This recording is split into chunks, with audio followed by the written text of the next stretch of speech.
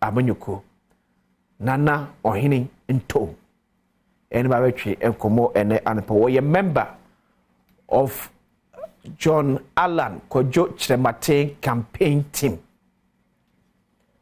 John Allan Kojo Chiremate campaign team. Or ye member enono. Ochina Badwam Koto aba yi out of Nipaten oyi emu enum na abeka enum na omodo mako for November 4th. Akoto aba so baako no akogina for 2024 ade ama amanyoko no. We be full line no atom Ochina Badwam first 5 all predictions dia.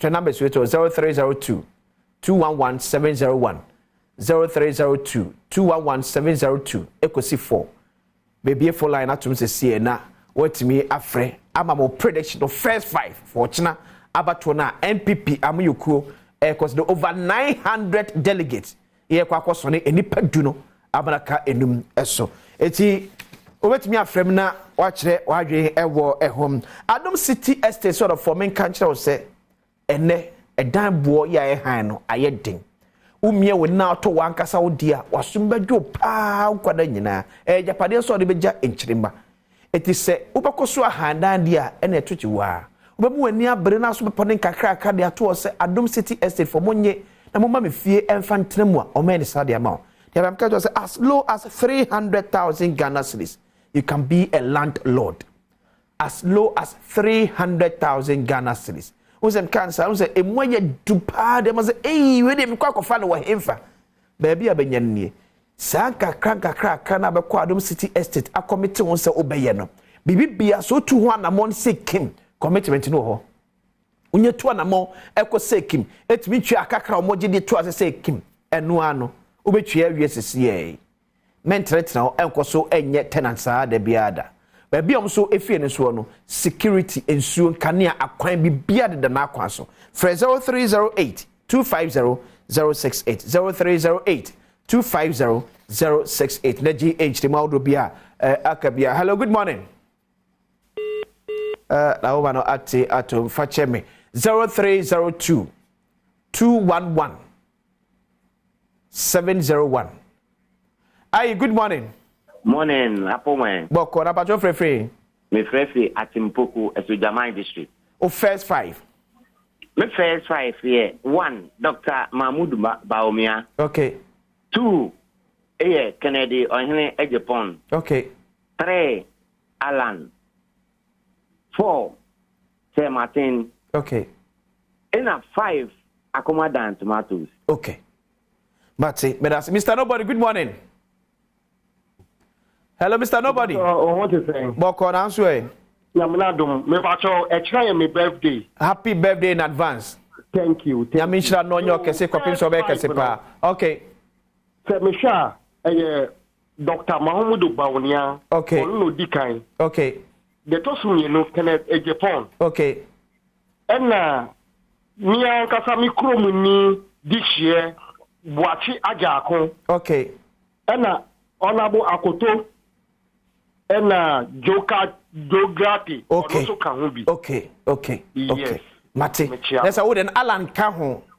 Alan Kahon. Okay. Yes. But as Sir John, good morning. Morning, Minia. Sir John Free. Because I feel I can appear in University of Skill Training and Entrepreneurial Development. Amstead. Amstead, Kumasi. Okay. Oh, first 5. Dirika, Enrana Mathematics Department, my name class level 400E. Yewi. And he wish me moment United Tinkwa. 4 years ago to Yako. Okay. Now, maybe Dirika, Honorable Kennedy here, Japan. Number 1. Alan Kojichila Mantin. 2. Now, you're about Miato. 3. You're a Chairman Ejako. 4. Okay.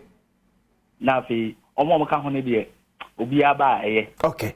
Matebe say. Akwase, good morning. Hello. Hello, good morning. Good patro free. Me free akuna kwanta. Mate. O first 5.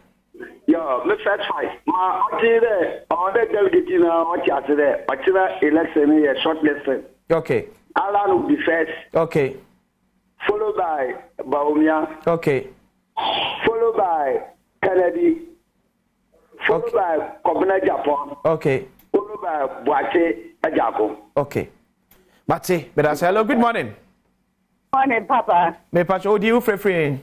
Me pacho, your friend, Mama had me free New Legon. Mate, yet you. Me pacho, me near the Kanye Island. Okay. And your tosso ye Ken. Okay. And your tosso ye Boache Jako. Okay.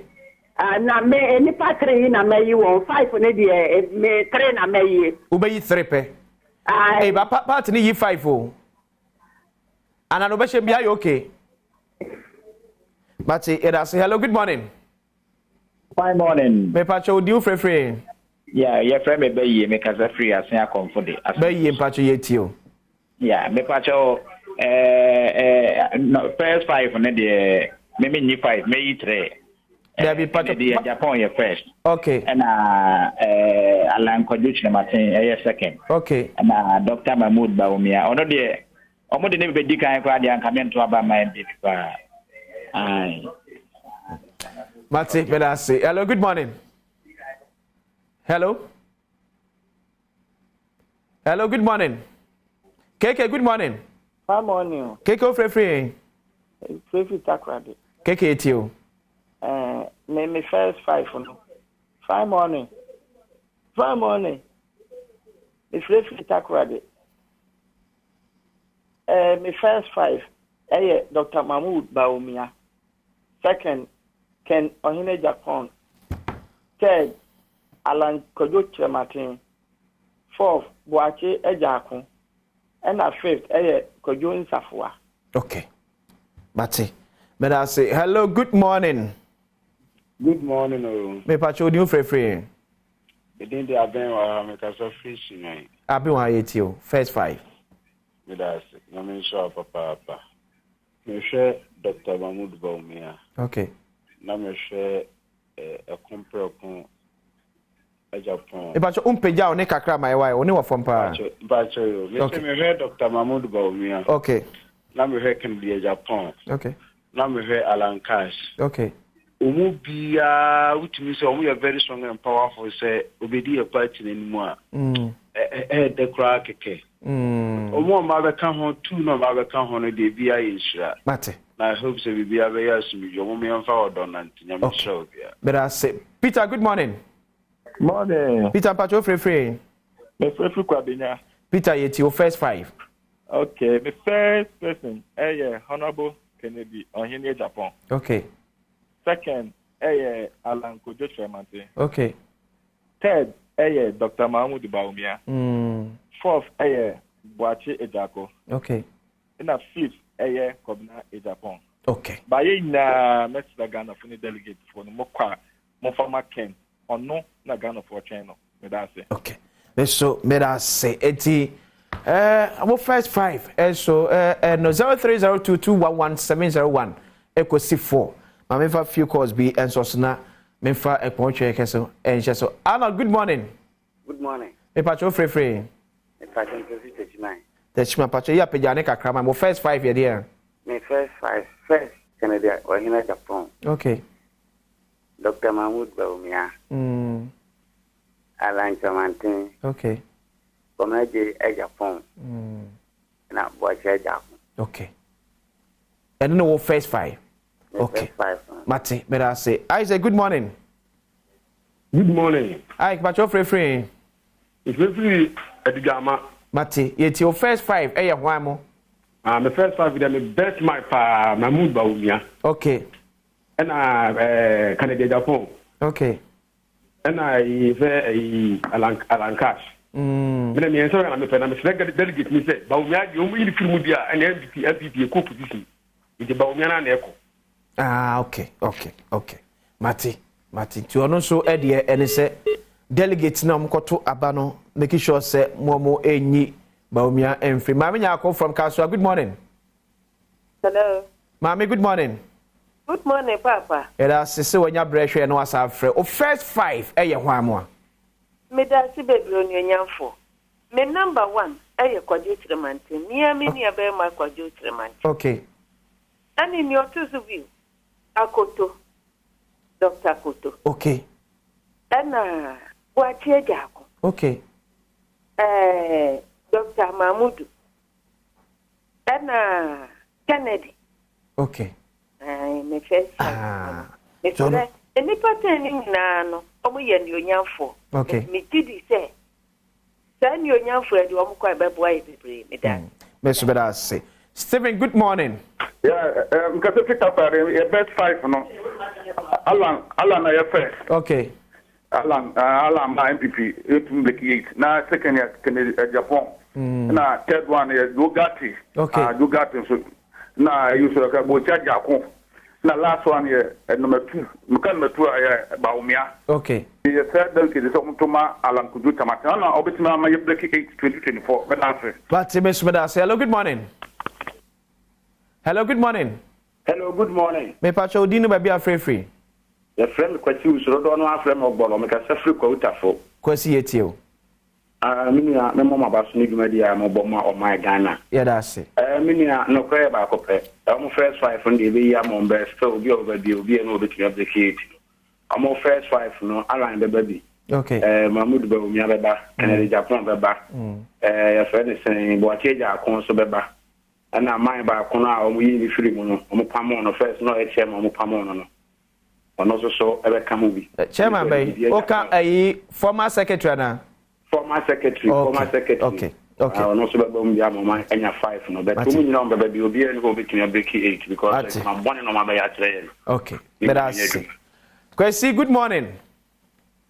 Kwesi say boko dan so e Adom na mo question bi betu bi ta but me tie Kwesi say oh ma se me dey if I tie o multi TV so David huh tie o multi TV so okay that radio me nya ba bia me palace ready amount why what to be at here o first 5 hwam Alan okay no Ajedu. Hello yetio Number 1 is Alan Kwajuchre Martin. Okay. Number 2, Kennedy Ohine Japan. Okay. Number 3, Akuma Dan Tomaros. Okay. Number 4, Kwachi Ajako. Okay. And number 5, Dr. Mahmoud. Okay. It's also first 5. No. Baba, good morning. Morning. Baba free. Because of North East. Okay. Baba etio. O first 5. No bedi kind. Ya bia Fredo John Allan Kojo Chamanten. Okay. On the not ready for you Fredo on the bedi kind. Okay. On the bit break 8. Ye free Allan Kojo Chamanten. The rubber menu Kobnaja Japan. 3 Kennedy Japan. 4 Akutu. Okay. Omu na betimi omu ba ku na betimi break aka one no aka one one ni de okay no ba ku ne do apreku okay na sa wo de ba omi anka ho de wo anka ho okay no de de hia ba omi hia no ala ku chira mantin na duru ni so se sisi mate mera se eti ono so e no George, good morning sir. George, you free But I'm afraid at my cross. Okay. George, it's you. Good morning, sir. But me free at my cross. Miss Mepegation, Dr. Mahmoud Baumia. Alan Kojutre Martin. Mepegation, Dr. Mahmoud Baumia. Alan Kojutre Martin. Kobne Japan. Dugati.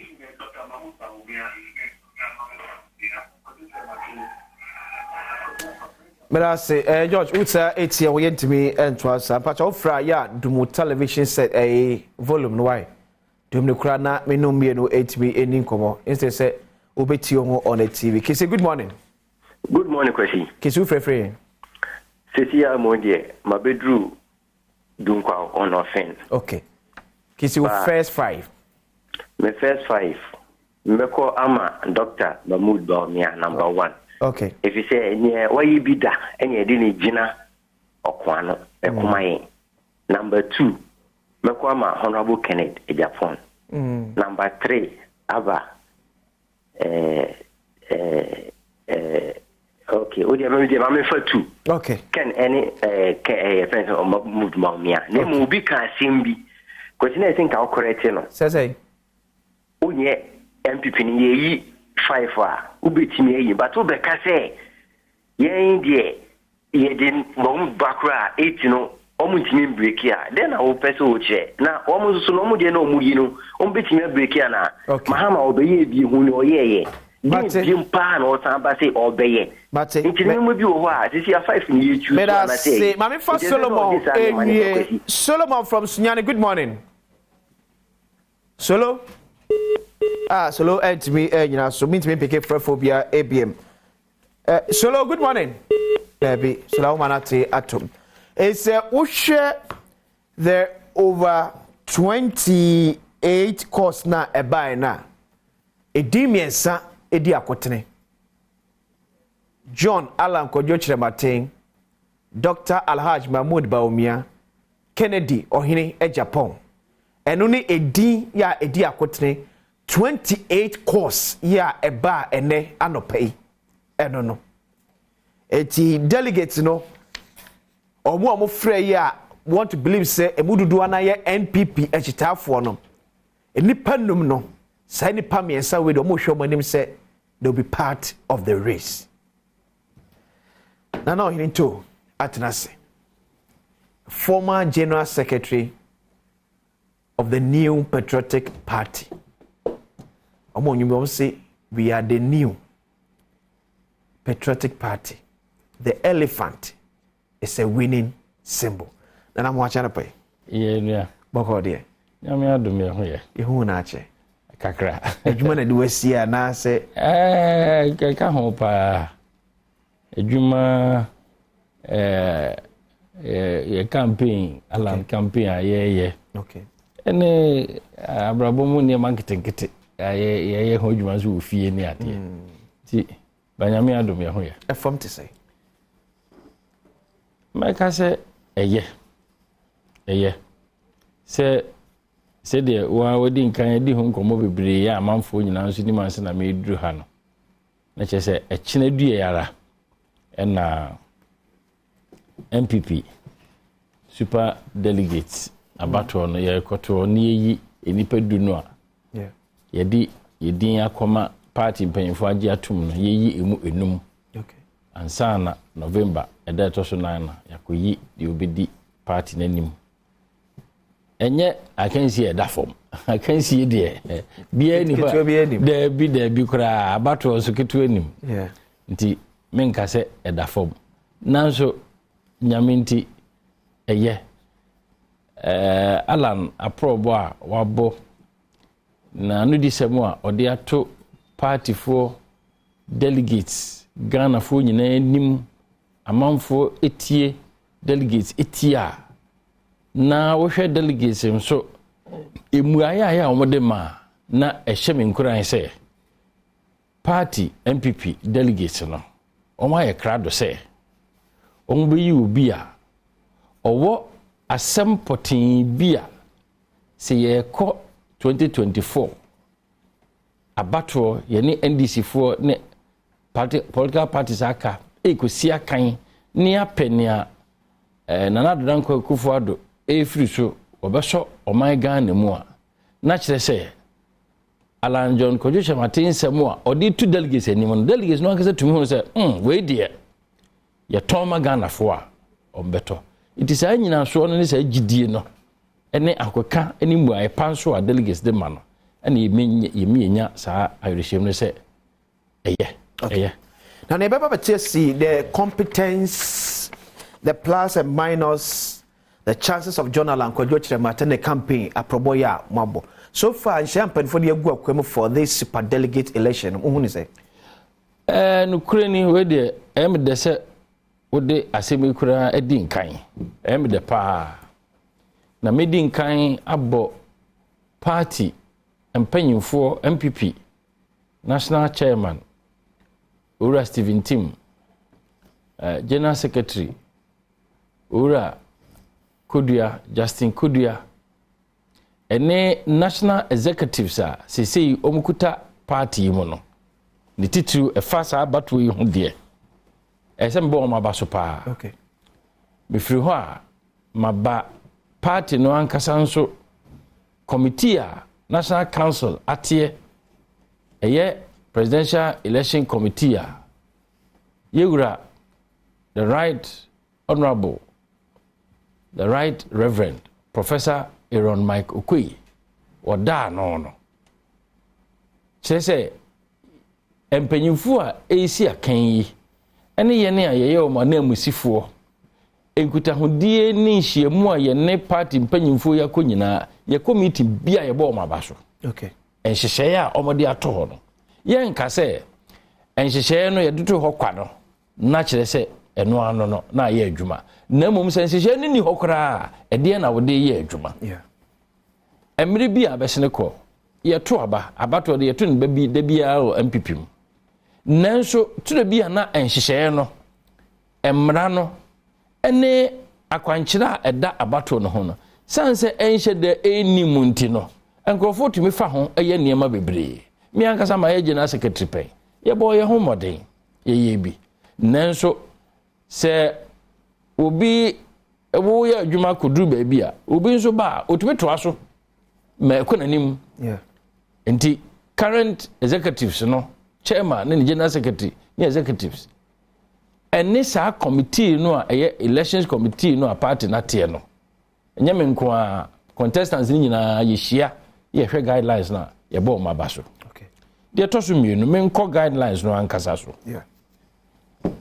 Ba ko ene se ayrohosam de se meka party ye tube to aba ye ne aye ho abato enye ye ne ebinom na esi akan na ebinom etumi akɔhwehwɛ akɔhunu sɛ aba no ye to ye no wo asomasi wanto amame ɛna madi nkonim enti ne metwe waso na biribi saa etumi asi enya asɛm a ɛhɛ animonyam enti ne menka enkoso enkyirikyiri mododo but isi yeah ema pani bi a wono okɔ abato mi etoma no ma ne di nkonim o wadi nkonim na wie wasanso ko wurawura mu ha ekɔhwehwɛ ya ekɔhunu sɛ nipa bi wono de wanto ama no ma ekɔyɛ nsɛm bebre sese nhyehyɛ no a committee no de aba no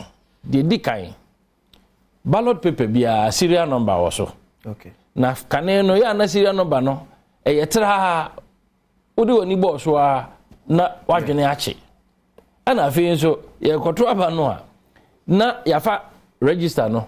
Okay. Ni ye frɛ ni ye bodin asomasi aduru wo so enti so obi gina nche na opese o tetew na ohunu ba bia wo to kwa ye bo odin no na mark si ye ma ballot paper. Yeah. Na wahwe serial number no de nani akohwe eno no emre butu ache egu de trim na wakɔ akoto. Okay.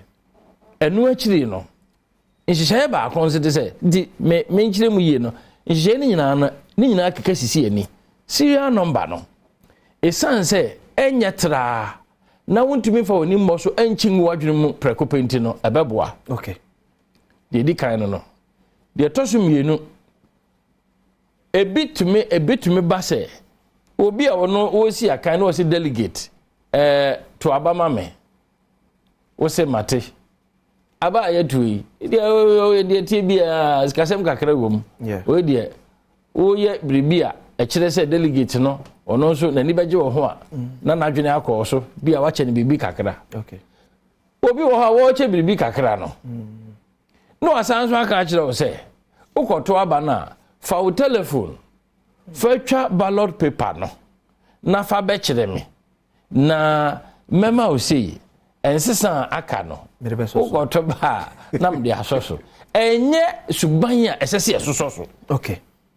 Esan se enya ade a ebema kemem nkebi amamuo etintim ma emu bribi papa bi ewo mu no yenya esan se wo ya ne saa bia na nipa no ankanya ne pe se wo to ama asomasi nanso se bi sika de sika etimi ha den kakra ekwan bi so ahokyere wo ho na ukoye ne sa na che se waka nipa no sa hyebo ase ena wode ekwan a emfata wode sabio ahokyere aba ono anasetem ahokyere nti wode kutia wode akoatia no na wahye no mana ye bibia enye ne pe eno no eho asem ka no enye mre eden nanso emra no kyere se eni kwan se obi wutumi koto aba na wode wo telephone say watch yetumi ditwa photo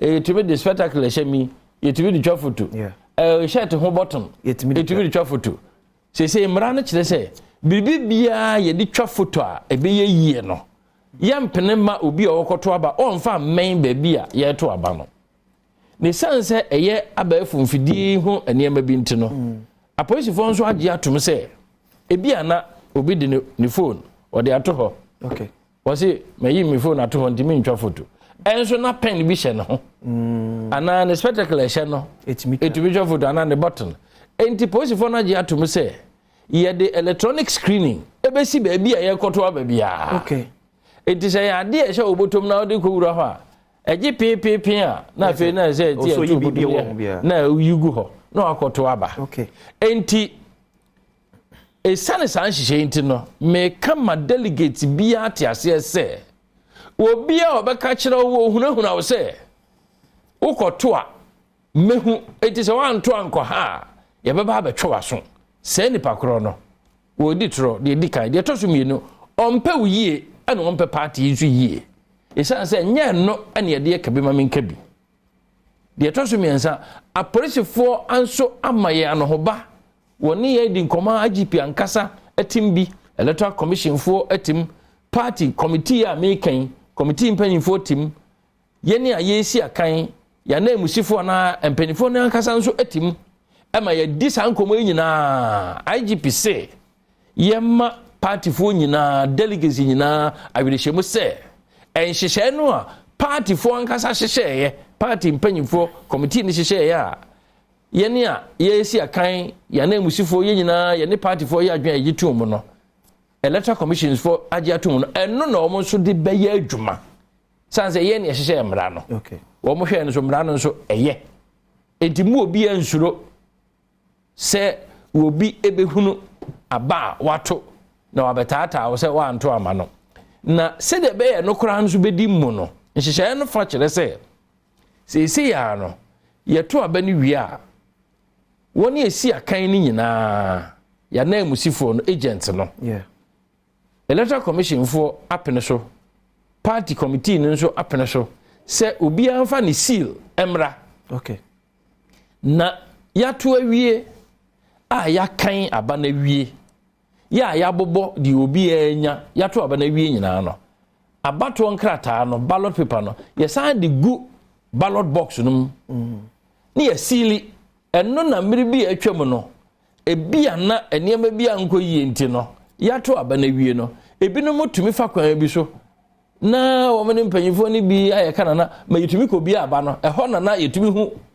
ballot a obi ato no say ye bobo odin na wo na odi kan bae ni ete ballot di kan ma wonti ni akohwehwe sa ballot no ni ehunu say wa anto anko ha said ye be ya delegates nyina benya yurehemu say ekwan bie ni ho say ye to wie na ye the ballot paper no egu box no na electoral commission for the seal eso ano ye ne a ye si akan obi ad ni seal eso ano a ye so adaka ni nyina fi regional center ho regional capital no ye to abachina no ye wie a ye bibie wie no apolisifoɔ edi akire ye de afa plane ye de fa cow ye de aba electoral commission national headquarters enti any region ho kura bio na obi aka sɛ wɔyɛ party pani wɔ region hɔ na onim pani bi wɔ electoral commission na sɛ eti yenko bie ne yɛhwɛ den na menipa no me yɛ sanka wonya sei na woanya na hwan na tuti a no ɛkwan ni hɔ ye the ballot boxes no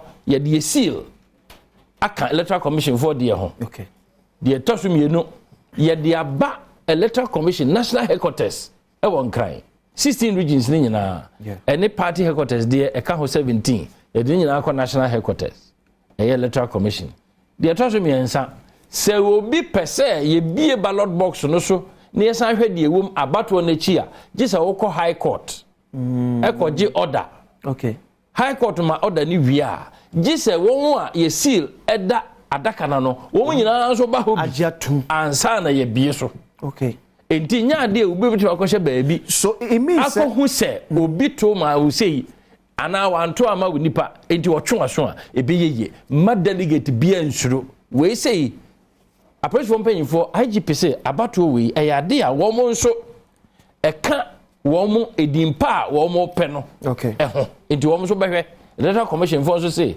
sebio enye MPP for internal election e na omode be say wo mu din enti wo mo nso ye mpene okay enti no me hye party fo nyina nkran eni delegates nyina bo obi ensuro sanse ye tin nsem ni bebre ma obi emfa nya adwuma obi hunahuna obi oh bebre pa ya tete nsem bi se ehia se mabodin ebi kura yetumi eka se me kai se koto aba twane photo na fabra beje nsesan okay wan twa photo ya ama unya nsesan na ema de tosu mienu kura no yetumi ehye bi no se bodua yes ya tete nsem ni bebre we no nyina anya ade an party to say MPP yes very serious the new patriotic party I rehosem na me kan say bo hu dua sika wo ji obeto ya ma I rehosem ti anu nti da me ka say party we ye party a eye animidefo ye ni abie na ye ni mode democracy Ghana ha MPP for ye ni akire democracy kwan MPP ansa na party afoforo aba abesua bi Fourth Republic ya yewu yi enye MPP a anka democracy kememke bi abato ene amamu hu nhihye bebre wo ho a eye adwuma wo Ghana ha sesi a anka ni ho ye ne ekofa bae afei de wo betie sei ni enti ne me de me tu ye party fo nyina fo empanyinfo ene nkwadaa won wa ban mu ne won party me tu ye nyina ye fo se Ghana fo nyina ehwe yen de dikan de toso me do enhihye ya ye namu ye wia na ye nwie ye de ko general election amanfo ehwe de MPP fo ye okay na wo mo nso de aye kasabebuo de aye adesua ana se wo mo de akon atia yen enti ne me de mesre ye tira aye yie no se de meka no ye mpanyimfo okuta party sisi ne nhihye na wo mo aye no me de me gidi se okay se enye 100% kura so far there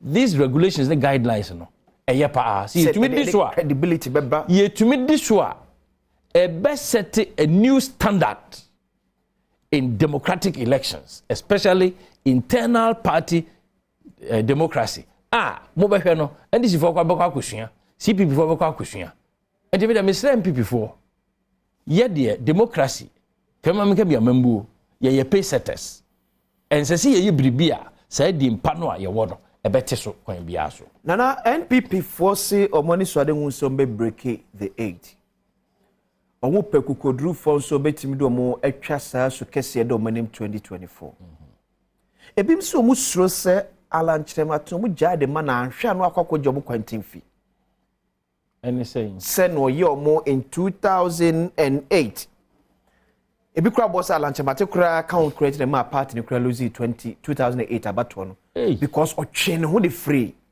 ekonim ema be ye yem hyehye de ma party ma se alanchiremato ni akoduro onti pokura fe ntwa esu kese se koduro esu brano a die na mema delegates etimi put away aside enye gidie wo John Alanchiremato especially when the tax ahead 2024 no even much greater than the who 2008 asemu say the we see kan dey mekura dey I me wanwampo ye masho nya say ye masho but dey me wanwa say Alan onye candidate da near 2008 otwen ne ho say nipa onye candidate ekoben ɛna party di ne ko gina animu a okoduru akono a ɔtwen ne ho so we no ɛyɛ nsɛm a me de me feel sɛ nka saa bere paa de okay baabi a yɛgyina ɛna sɛ wo kan si pɛsɛ break 8 baabi a party gyina nsɛm no bi wɔ hɔ koraa anka nsɛ party fo yɛde ɛha yɛ ho ɛde sɛ yɛ adagye asɛm a wo kan me de me hu ne sɛ ebinom da ho a ɛka sɛ alajamatin resigning yeah ana me yɛ gyina secretary saa bere no maka esi sudua sɛ alanchematin resigning o ton wan resign da amfiri party mo me na me yɛ gyina secretary saa bere no enti hwan bio no betumi di akukuduro ayi saa semu ya ma apart from me am te ha me say alanchematin resign won so say alanchematin resign tie so resign say you hear obi a you didn't go face NDC yeah resignation no resignation and only the most important factor na qualify original nipa ye call 2007 primaries yeah Alan na wa me yan ko second round because Nana Akufo-Addo we nya 50% plus 1 sure and Alan Chematin so enya 50% plus 1 yeah nti omo ko ye top 2 saa asem we say media nukuri ni anka sabre pa de anka nya sa nkomo we na sisi na wo bisa ala no na asem o kan de say asem de ne nti ase ene ne nchire mu enti na se me chire mu kakra ne ye de adaje kakra ka saa asem okay efi sabre no a Alan estapo down ma Nana Akufo-Addo ankasa bo na baso etu na nimutuo kan se Alan senia yewura Akufo eka kire me se me no me yenu akuma enti no wono be di president na onu na chi ne maba no me nso Akufo-Addo me ka bi ma kire Alan de waye me di nka di president me di president wi a me chi no wona wo ba enti sabre e ka se di ma me kire o party fu enim sa abako se mu nyina o ma asem ne se sanke ne president Akufo-Addo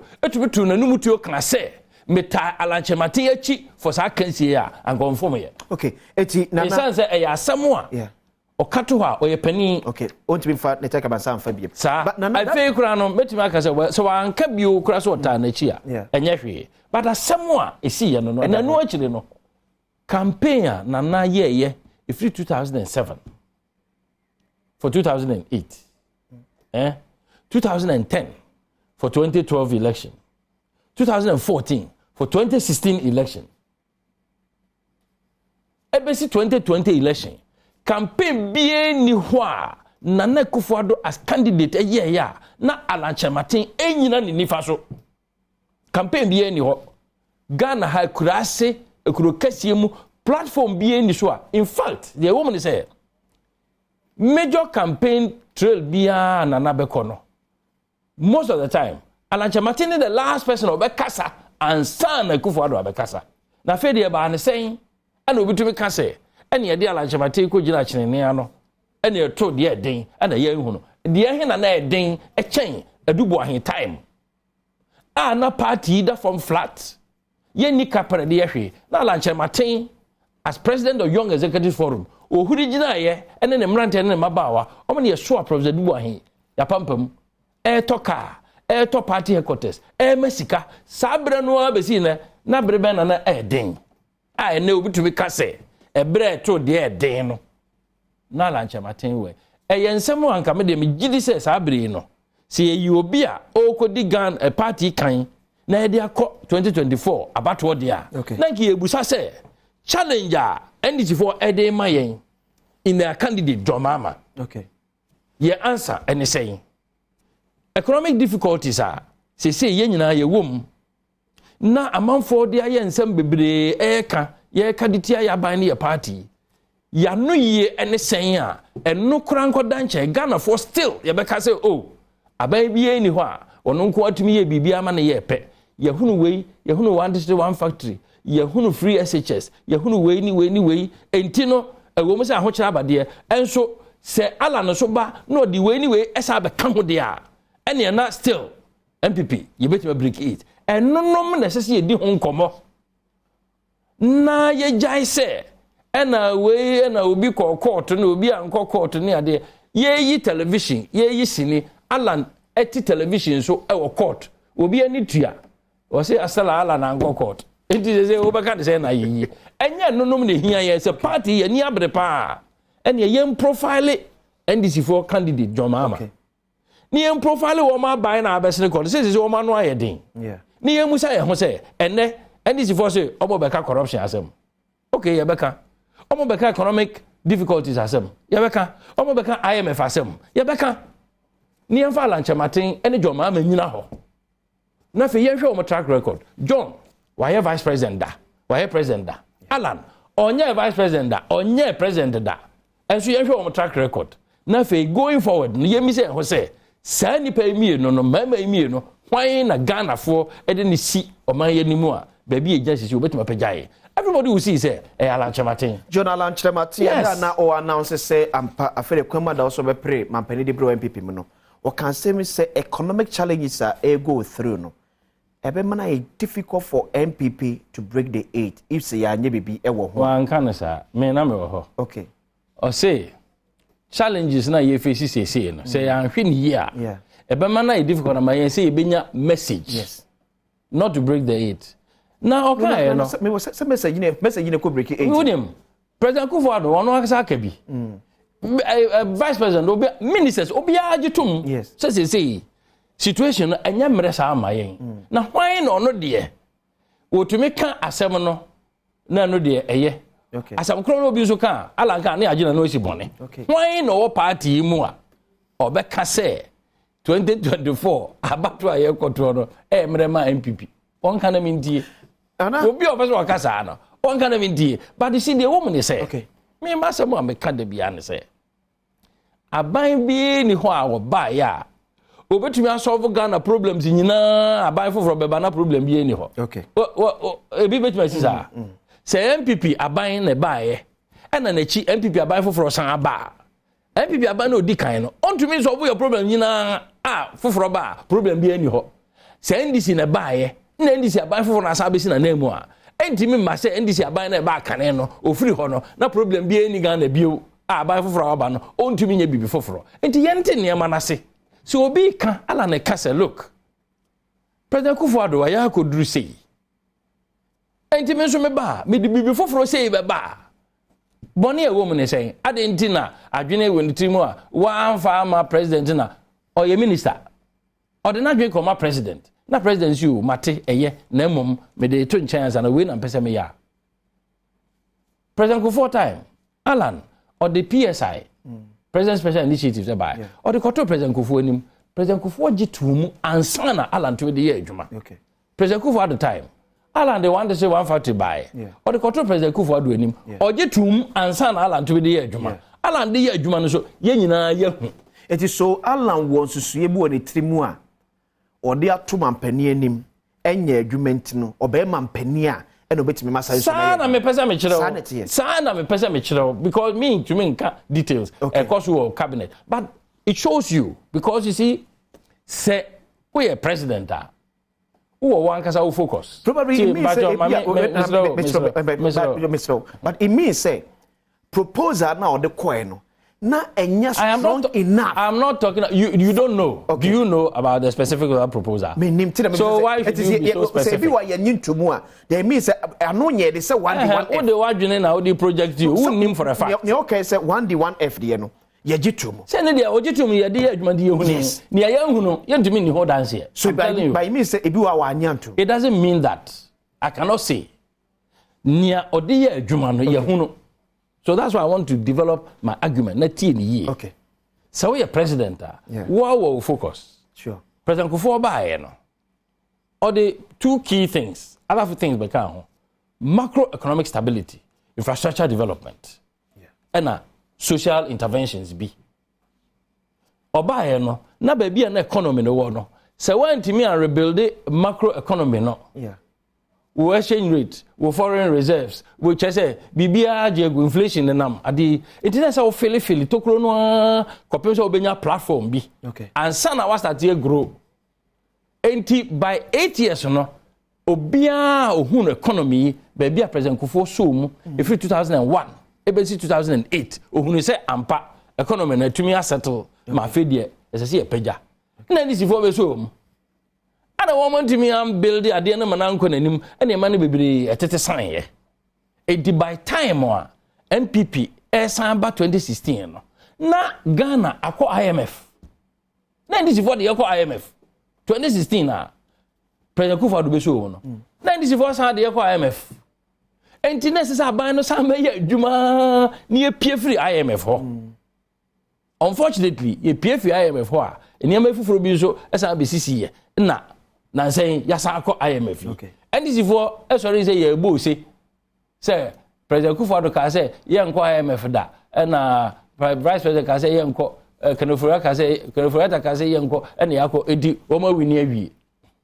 asem no ba in fact Ghana for bibiri ni ente ase enti ebi before kra ye yem hye yen Alanche Maten ono nko ani minister o sori gina ye be kire Ghana fo mu se yanom ankanye ye pe se ye be ko IMF na mum ndc fo o se na omo bo ne de won so omo ni ho kwan because de di nkan no omo na de ye ko ho kra first ansa na yen ye bobo modern ye pie free ho na niema nko yie na ya san ko ho a two things enye ya pede se ye be se ko IMF nanso won pese obekọ IMF a o hihye oniema ekwan bi so Alanche Maten adwene oditu dwane se media madwene se ye ma ye ni ko private sector ni develop private enterprise any business ewe agriculture eye industry eye exporter chances are that ye here se be san ko IMF now two IMF no Ghana ye members it is a welfare club we are member na utua dues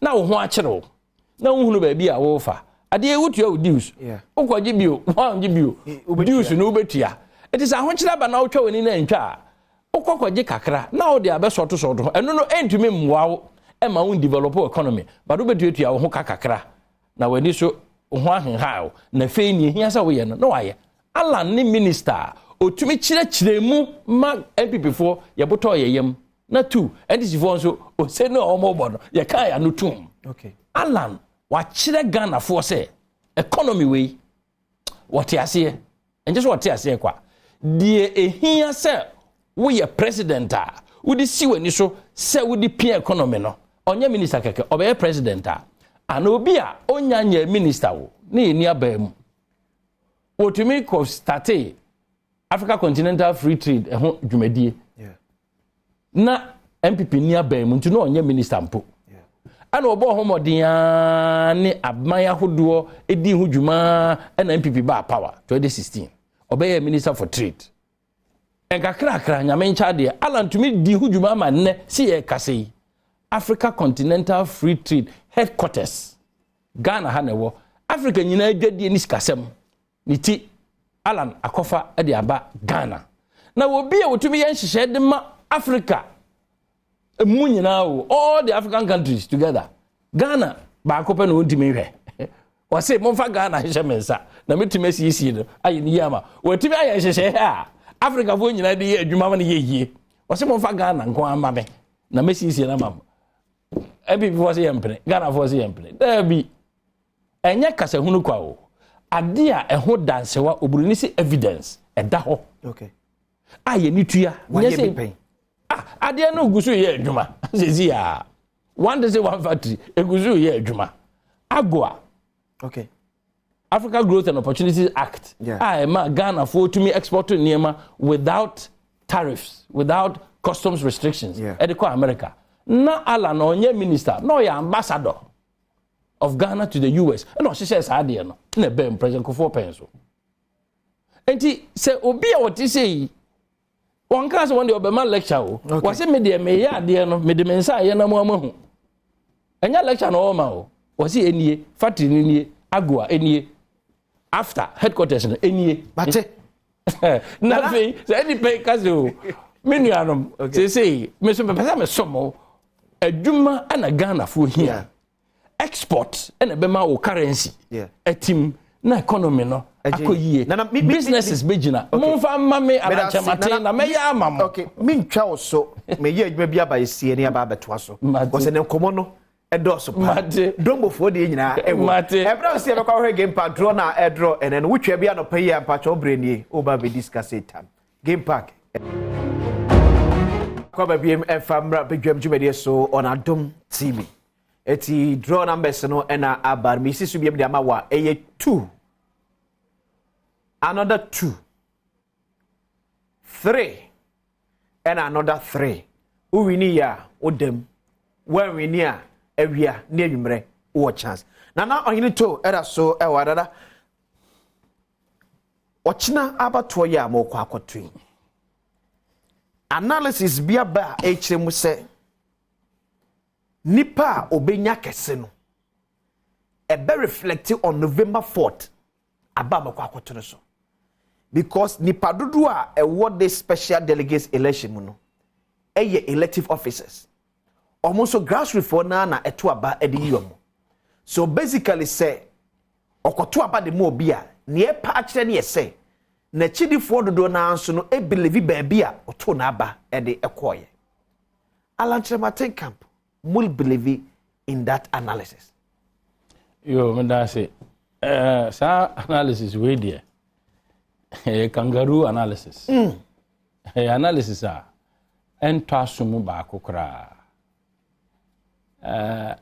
obi obekasa no person o kire se sebi party grassroots no okay sebi o wo de adwene bi eni yetirim oh yes na empanyimfo edi wo kan no nko na sebi adwene wo yetirim because the makers and say sa grassroots foi omo an eto aba eyi parliamentary candidate ana omo and to aba esesa parliamentary candidate no a sure oye omo to aba yie no enti omo ni choice eye omo ankasa omo adwene that's why I'm saying that enye grassroots for Korea ana to aba ma John Buadu yeah John Buadu ye leader oye general secretary at the time osan ko ye campaign grassroots for Korea san to aba se da bi ye besesa no ye pekodua yeah enti what shows is say grassroots ato aba yi wa na wo wadwene na ekuta wo no eno nko an ne grassroots for no e be hwe dia ye adwuma.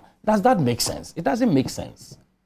Grassroots for no sabio omo te say ye ne a bebre akrache for I'm telling you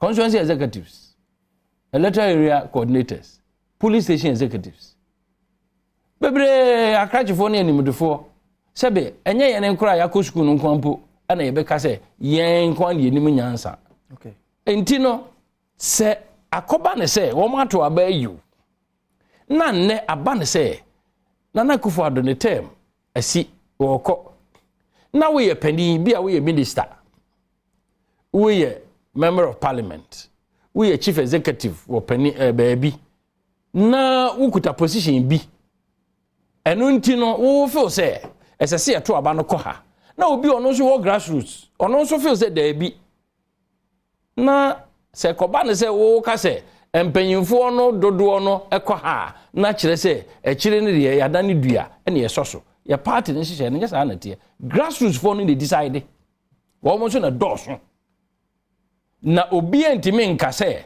adwene a eda MP any minister any government appointee tirim no eno abi na da grassroots for team. We are surprised say more than half of NPP MPs and feel support their Dr. Baumia. I am not surprised. Are they?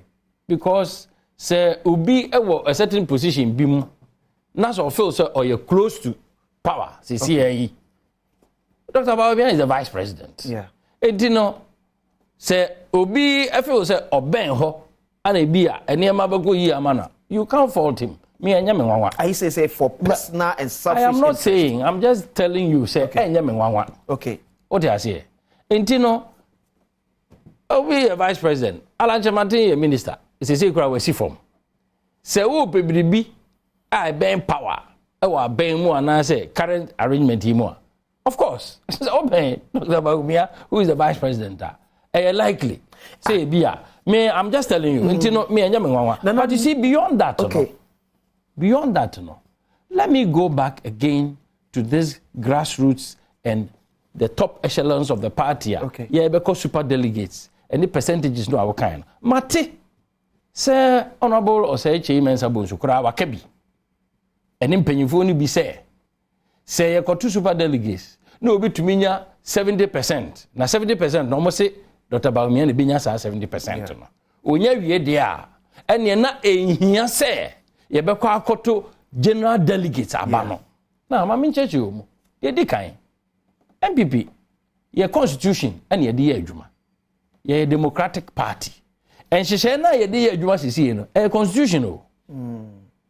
Constitution e kan say wo mo a ebe file ame aveti won qualify won so wo mo bro 5 a yenko ye super delegates mpanyimfo no ne enso ne so ne nkenum ekanum no wi a afei general delegate body no ne ye de abre wo no mama final decision now mind you se party eyi candidate na candidate na ko general election campaign enya mpanyimfo na titro ho no kwa na ye campaign ma party no in fact the party ni be win ya if you ase hofo no yes enti se ase hofo no e wo constitutional right so omoto aba na wo be ka se yakwa akoto mpanyimfo no kwa de obi enya 60% 70% whatever it is enti no ase hofo no tumi no a wo mo wo ahokeka ene opepa wo mo wo se wo mo nso sa decision process no omo be part of it no wo twa wo magya na ofa candidate no a eduru campaign a ene mpanyifo no munko amon samra se ho emeye sa campaign. Is Dr. Bawumia enjoying Adia John Alan Chemati enya bi in 2007 ana? Nope. At all. So what can say obi enjoy incumbency? Yeah. I am telling you say I didn't want to dwell on Dr. Bawumia because I thought say who invited me, say me representing Alan campaign. Yeah. But these are party issues. Oh, your great force, Edema or candidate. Ade. Oh, your force can say Edema or candidate. Why not your force? Your vice president. For my candidate or against my candidate? Against your candidate. Oh, yes, I agree. That's not so Kennedy won't be yeah. Other contestants won't. Yeah. So I don't want us to focus just on that. But you see, the point is that, sir, you're paying for no be at me or my dream, say. A Democratic Party to say MPP. You follow your constitution. You go to super delegates. So be saying. Constitution is per 5. 5 no. You candidate. You Obi bet me abe number 1 or 5 no. You be ko special real delegation. And you no be candidate. Possible. Sure. Yes. Why don't you allow the party's constitution to work? Now we be create bibia. Edin tokwa ntawa ne mempreso mapreso na say eba party no empanyimfo no e ka saa no se wo mo nwene ho de a me ka kire wo mo se saa dwene wo mo timu de a basa ana opeso mo de ba party no emmoa party for 2024 because grassroots for no so twen se wo mo so o mo be ye well respected ye bebu wo mo ne ye di wo mo ni na wo mo so fa wo mo wo process no mo so mo tumi de wo mo tumi ekire nipa esese wo ye candidate na ye nyina ye de ne kwa wo mo nso enkusidwuma esese wo mo ye wo fom no wo mo de ahode ne ahoka aye no wo mo tumi aye mo obi nya na dwen saa se wo pe party yie pa de a de dikan wo de party constitution be ye adwuma de so so mienu wo be hwe ebre ene adwuma wo mo a enya mpanyimfo sesei e wo party no wo mo so wo mo ye e wo fom na bo hunu se wo mo ahoden womo ahokeka womo ahofama womo emfifire eni nisu a womo tie ene timema party ewini enya mpanyimfo a yetenkran ni kumase ene kofodua ene regional capitals nya sa na tie party no ye sheda hye na wofo se biribi kwabi ntini ye kan se polling station for emeto aba enyi candidate ni titiri ne se polling station for yankasa majority womo yi candidate a womo no womo candidate a okay. It is a true campaign. Woman ye be fa na so a. Sika wo ho, sika ni ho, on be ye adwuma. Na wo koye se mpanyimfo mo nko amatena baabi na obi anya. Oh, se na chese party na opese o se no. Nti no de. Me de me sre mpanyimfo na edwene saa no. Etia party mra. De toso mienu, e de sakasaka ye beba, de toso miensa, ebu police station for electoral area for constituency lower levels no, ebu wo manimtia. Ensese yesa alanchira watese oba obi enwuma ediama NPP party obefa party fo enwuma near Chiomo Eka.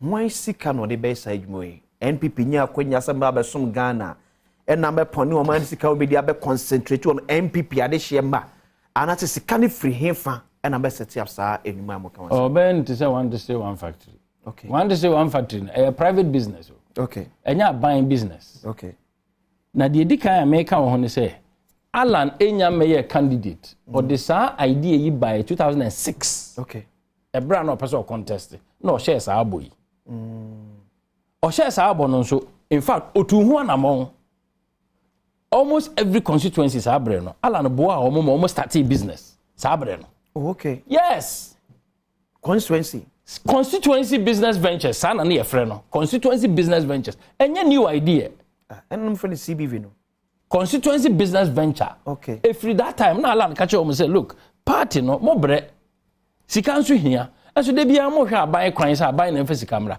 enti adan na mo ankasa mo fa business idea bi ma na ye mo mo na mo run business no ebinum to corn mill constituency ebinum ye transport ebinum to instruments a ye de han ebinum to canopies ne chairs for constituency na management no a esese constituency for no gitum say ye nya no professional no ana o ma anya ne ebinum ko didi musika constituencies be ne nya sa oh Unia, almost every constituency, I can tell you that you can check.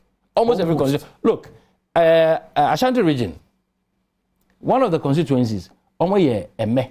Constituency, Jabin. Okay. Jabin area honum. Constituency for no. Ye call home in Alan call. Almost catch there and say, "Sir, a men no ye in the business constituency business venture no." Yeah. Constituency DNA year bas was a good individuals been on party for no. Omo ankasa e continue omo do e manne omo me no da ho onipa why one dish one fat onipa watumi atreni business enterprises ma ebinum aye be akese wo Ghana ha bebre me bodi an bia akwa se me advertise obi yeah onipa watumi aboa business enterprises outside Ghana under the United Nations Enterprise Africa project no ka kire wo say metimi aboa ma constituency for your business na ya amfa aban sika amerane party a obi nso say aranchapati o kasa no hwan ne betumi tua inipadom yika nentinka ye pe adwuma e de ama Ghana for no nka sika ban ne de betua amka e private business, private agriculture business, private manufacturing business, private service business, private transport business sa ne manema no papa yi so wa bin mu pa a na ye kase yi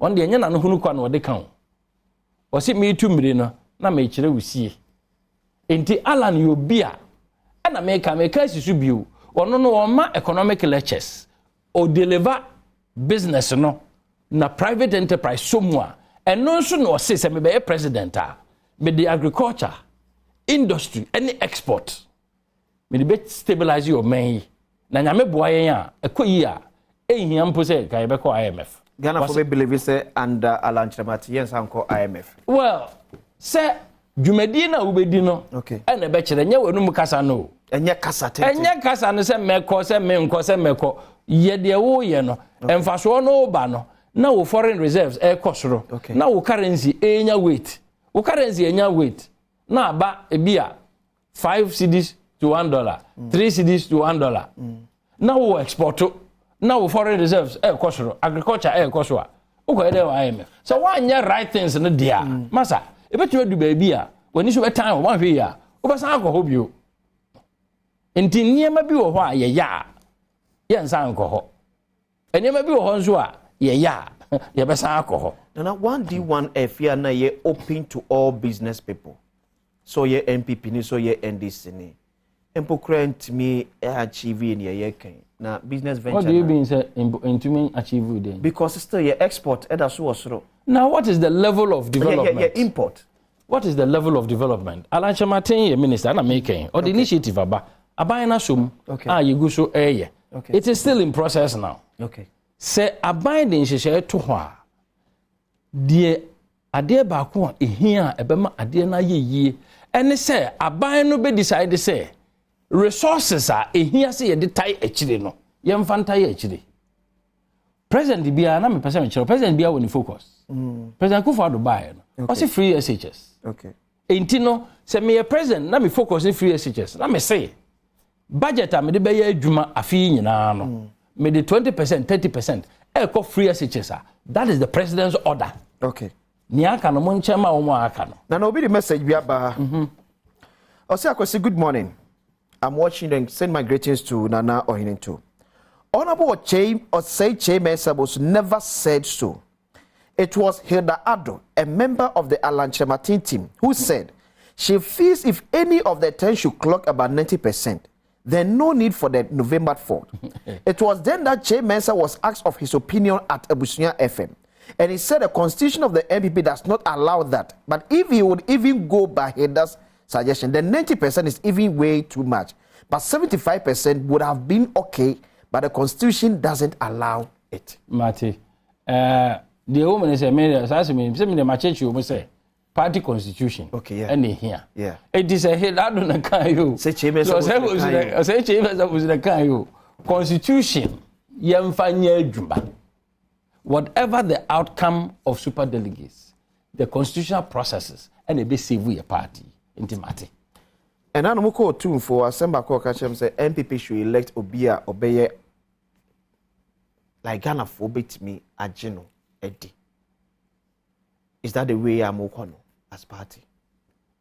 Oh, they say there's a me to me Kasama party nina. Because they say we are still in the process. Yeah. Yeah, campaign. Idea you be. Yura Santimaura. Yeah.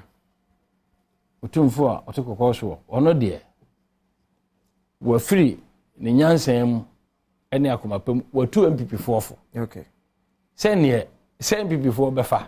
Say yemfa say wato amaye. Yeah. The process no a ye de koyi say nipa no. See enwie.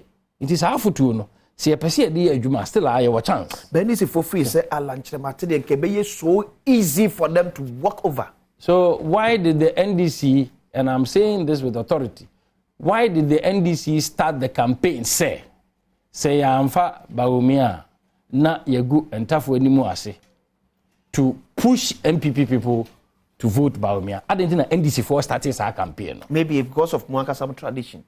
Now omo no ye adwuma amaye. Omo wi omo adwuma ye. No ma be ha wo ho about ye. NDC for e agenda. Okay. Obi obeka kire say nia ekoso MPP mo no. NDC for you interested no on politics I say. Sure. MPP for you interested in who becomes the flag bearer of NDC. Yeah. And NDC for you interested in who becomes the flag bearer of MPP. I didn't try. As I said, we obi go see akanya. Utimenya obi a obo na be na wo benya chance na wa fa ho akọ. Okay. Campaign NDC for ye nyina pese ye share MPP for by force say Monfa Dr. Bawumia because manfa no a manfa baka say mo ya kanfo party and unfortunately no MPP for be no monso buy into that campaign Nana, of the NDC. Oh, you need to former general secretary of the new patriotic party. Nana that's it. Ye mamu trim kwa. Ya we no. Ngo we me dey na say. O chasu. Ya make up watch na. Na. E di me make up you sa campaign no. Say chingina yemfa ceremony no NDC for campaign okay. And MPP for bi no makwa buy nipa NDC for nim say ogina ho a e be easy am wo mun timi attack no okay wo mun timi fa bibia ene alancha mate enu nti ana o mo twen adwene de akọ baby foforo the delegates mumientie ne ye you do am da se be dey appreciate ajuada e be say dey ahia ba ka so ochina anopa your election headquarters Kokomoti Power, a live coverage of MPP special delegate election. Ebebro, background.